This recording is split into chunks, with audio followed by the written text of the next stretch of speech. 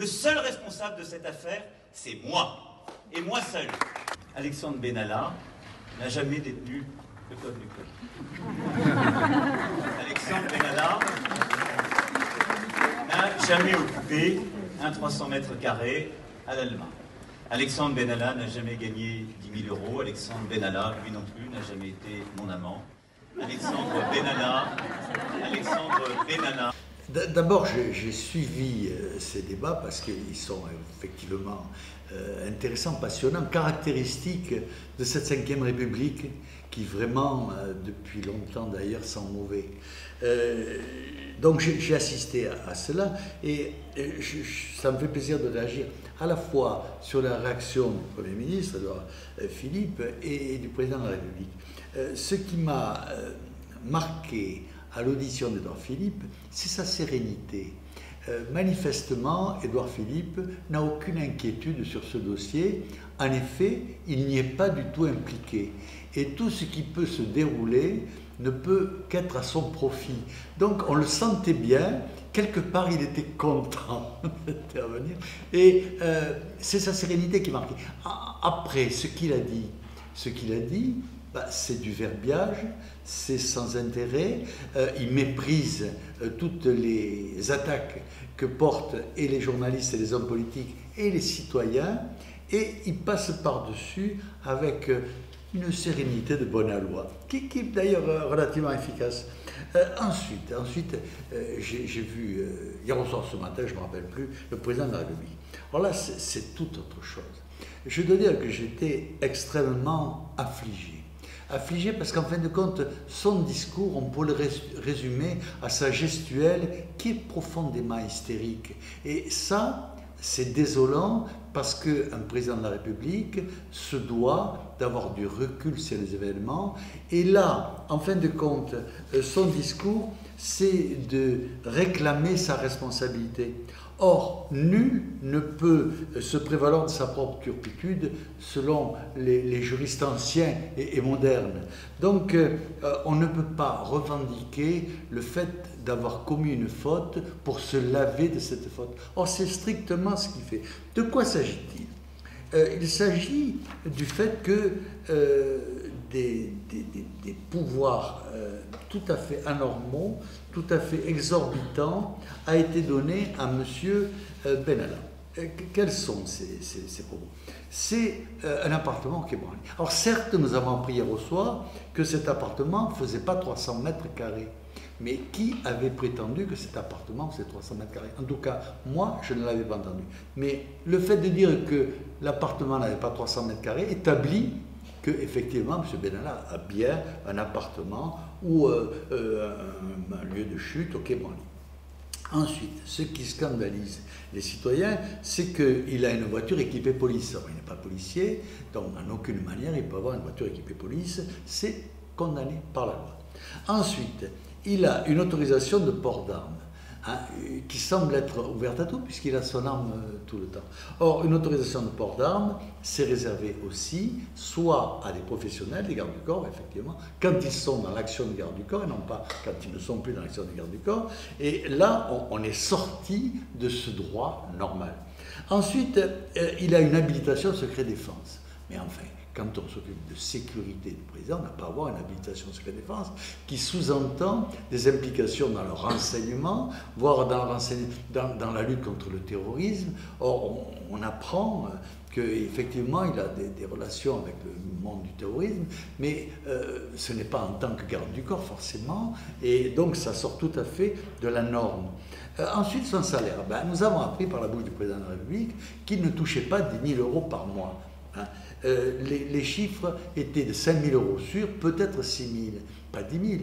Le fait de mentir sur une somme n'empêche pas que le délit ou la distorsion existe. 5 ou 6 000 euros par mois pour qu'on prenne garde du corps, ce n'est pas. Vous allez me dire qu'en d'autres temps, un coiffeur en touchait plus, certes, mais je ne pense pas que c'était normal non plus. Il a ensuite un badge d'accès à l'Assemblée nationale. Là, on croit rêver. Il est là pour contrôler les députés, pour contrôler les sénateurs. peut-être pour mettre des écoutes, on ne sait pas. Ensuite, il s'invite dans une manifestation. En quoi la présidence de la République peut être intéressée à ce qui se passe dans une manifestation lambda? Ça n'intéresse personne. Si ça intéresse quelqu'un, on téléphone au service de l'ordre et on a tous les renseignements possibles. Non seulement il va faire l'observateur, mais en plus il intervient avec casque, brassard, radio.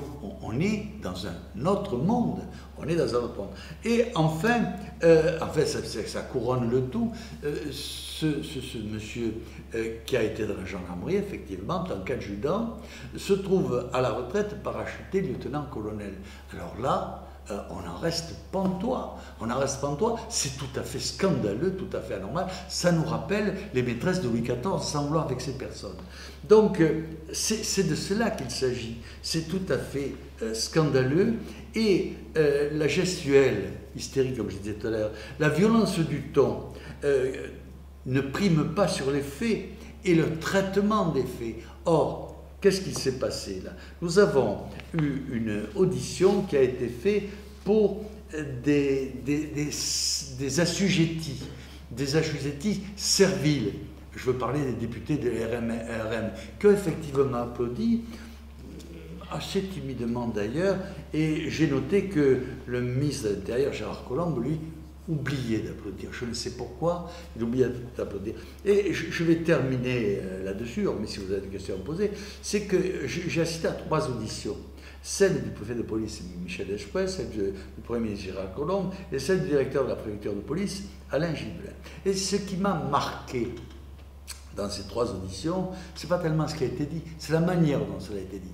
C'est-à-dire que les gens avaient manifestement une patate chaude dans la main et n'avaient qu'un souci, c'est la passer à d'autres.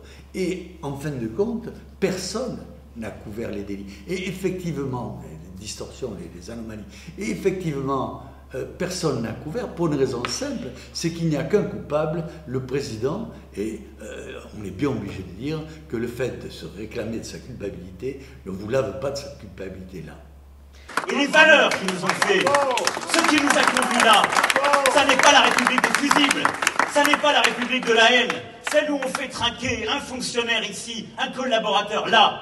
On ne peut pas être chef par beau temps et vouloir s'y soustraire lorsque le temps est difficile. S'ils veulent un responsable, il est devant vous, qu'ils viennent le chercher. Et ce responsable, il répond au peuple français et au peuple souverain. Et à tous. Moi, je ne suis pas un turiféraire de la Ve République que je pense totalement nocive. Mais il faut bien reconnaître que ces institutions sont extrêmement solides, puisqu'elles donnent au président de la République, tant qu'il est président, beaucoup plus de pouvoir que le roi de France, qui a eu le plus de pouvoir, Louis XIV. Donc, j'ai peur que même si la présidence est fortement ébranlée, les institutions le maintiennent à sa place et que l'oubli aidant, il n'y ait rien de nouveau sous le soleil d'ici longtemps, hormis la décadence de la France, son appauvrissement généralisé, le fait que les gens qui travaillent soient de moins en moins motivés pour travailler et ceux qui ne font rien de plus en plus motivés pour en continuer à rien faire. Donc, je pense que nous sommes dans une situation qui est gravissime, que tout ce qui se passe sont des pantalonnades qui mettent à leur place ceux qui prétendent gérer le pays, qui ne s'occupent pas des réalités profondes et s'occupent d'autres choses bien tristes, bien attristantes pour ceux qui ont le souci et l'amour de leur pays, de leur civilisation. Donc je suis très inquiet. Je ne pense pas que le président de la République va tomber. Je ne pense pas. Parce que je pense qu'il y a trop de gens qui ont intérêt à ce qu'il reste, tout particulièrement l'immense majorité LRM qui, en fin de compte, a prouvé son incompétence généralisée et ce plaisir qu'elle avait à être aux affaires, en tout cas à siéger à l'Assemblée nationale ou au Sénat et à continuer à développer le prêt à penser qui est en train de nous tuer depuis force années.